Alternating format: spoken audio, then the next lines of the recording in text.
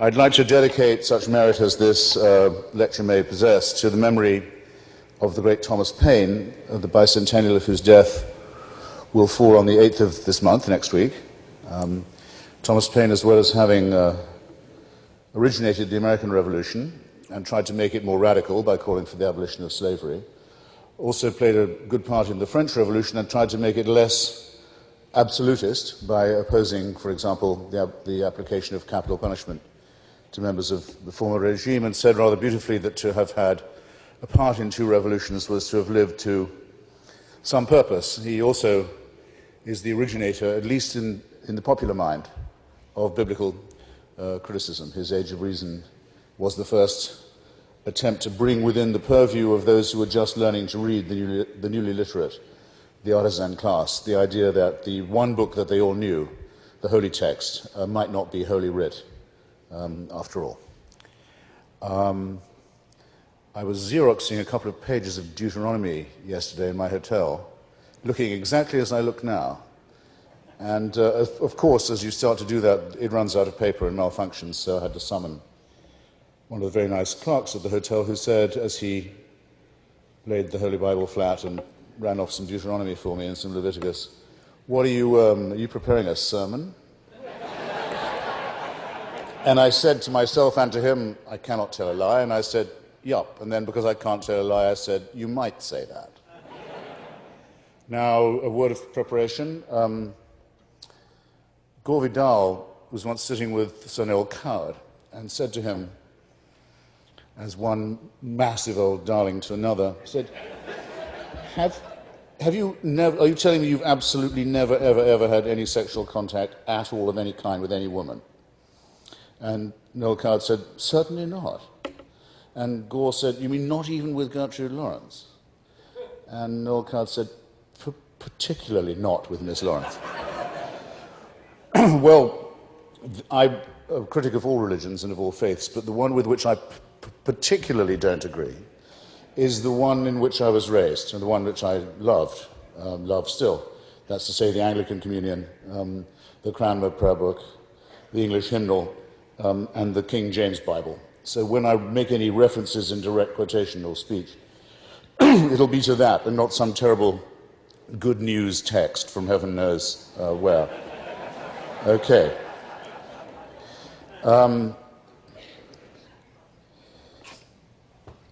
Those of you who have that tradition in common, by the way, with me, will remember, I hope, Arthur Hugh Clough and "Say not the struggle, naught availeth." You remember his Decalogue. It's a very fine piece of mid-Victorian work. Adultery do not commit, advantage rarely comes of it. Thou shalt not kill, but needst not strive officiously to keep alive. So it goes on. There's almost a Swiftian thing. Given that it's written by the man who wrote "Say not the struggle, naught availeth," I think it's rather impressive. But I mentioned it before I move on to my own rereading and recasting of the Ten Commandments. And I want briefly just to say why it is the subject is such a compelling and such an essential one. All the great questions that divide theology from philosophy are finally, I think, reducible to two questions. First, is it true, as is definitively stated in Genesis chapter 1, verse 27, that at one time, one God created man or mankind in his own image? Or is it rather the case that many men, at several times and in many places, created many, many gods and continue to create many gods in their own images? As you'll see, a lot more hangs on that than just the very important shift from the singular to the plural.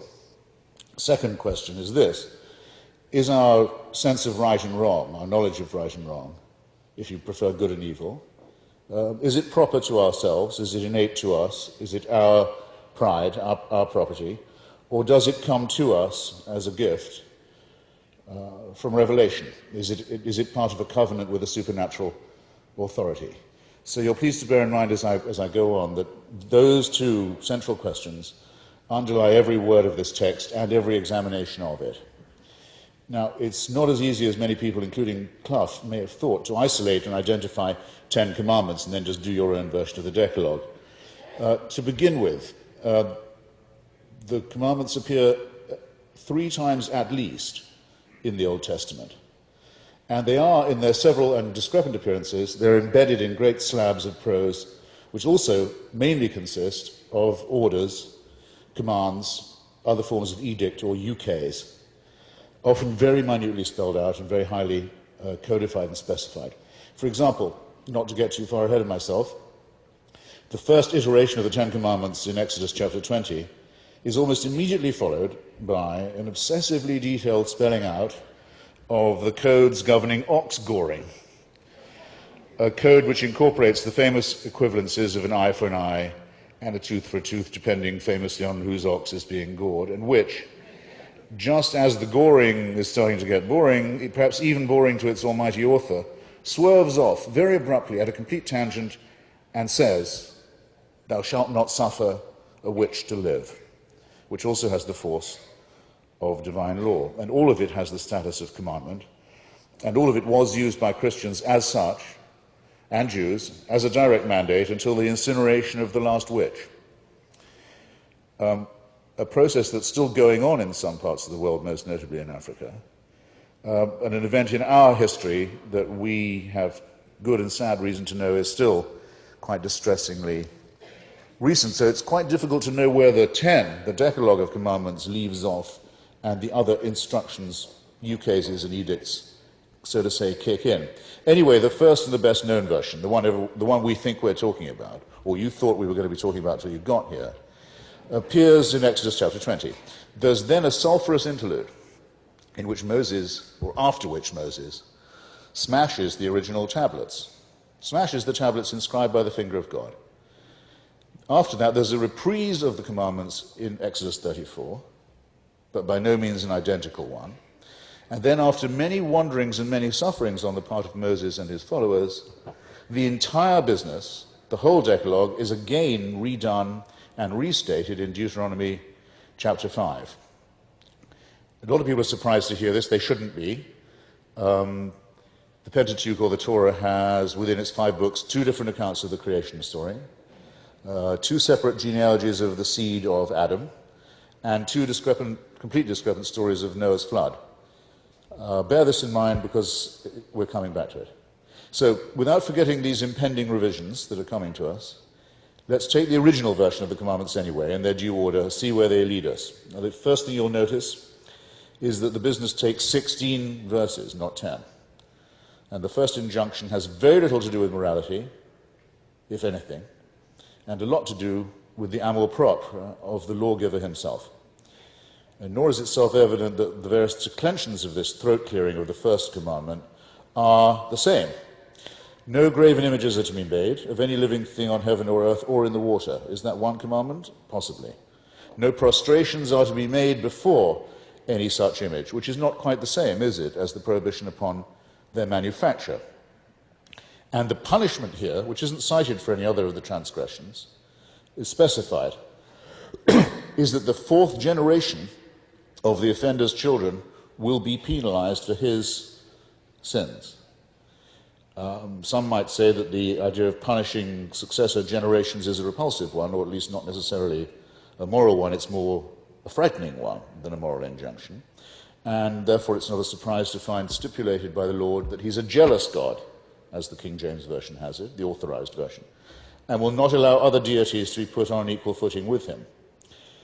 Again, a little depends here on which translation one's employing, but it's permissible to speculate that Yahweh knows that there are other gods, or at least suspects that there may be other gods, and resents them, or anyone turning their affections in that direction. In other words, it's odd that this should be considered the foundational document of monotheism, since there appears to be someone who is uneasily, not to say uncomfortably, aware of the polytheistic possibilities of reality. After all, it's not so surprising again, I address myself here to people who like to rest their case on miracles. In Egypt itself, earlier, the pharaonic priests had agreed to a duel with Aaron about miracles, which both of them could produce. So the